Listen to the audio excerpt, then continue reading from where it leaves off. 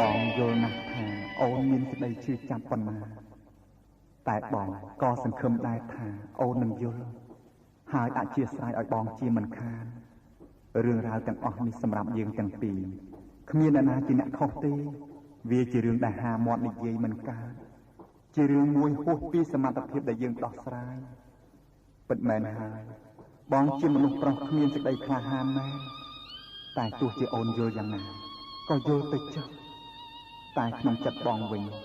បងមិនត្រឹមតែនៅស្រឡាញ់អូនដដែលប៉ុណ្ណោះទេគឺថែមទាំងអាណិតអូនទ្វេមួយជាពីរ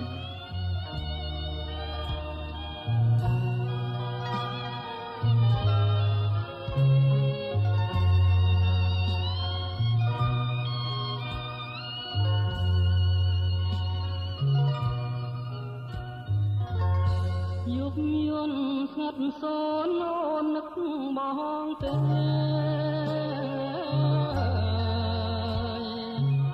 យកនាងដួងខារះតែម្នាក់ឯង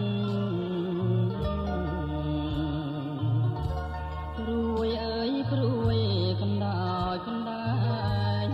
អូនណែអូនបងណែរឿងម្នាក់ឯងហើយបងខ្លាចទុកប្រាប់អ្នកណា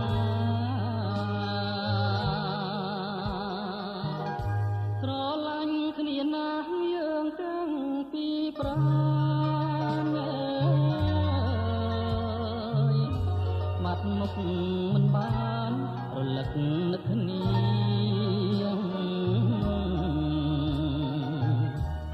ដូចជាយុគពឹងដួងចន្ទ្រាដូចមច្ឆាពឹងគង់គៀ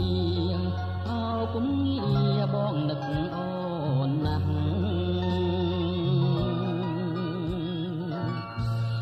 អោធម្មជាតិពេលរាត្រីស្ងាត់ខ្ញុំមានវិបត្តិឲ្យចិត្តកាត់យ៉ាងណា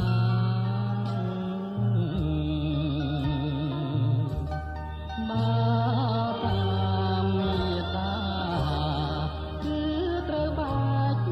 សង្សារបែកទាំងអរហារួលណាន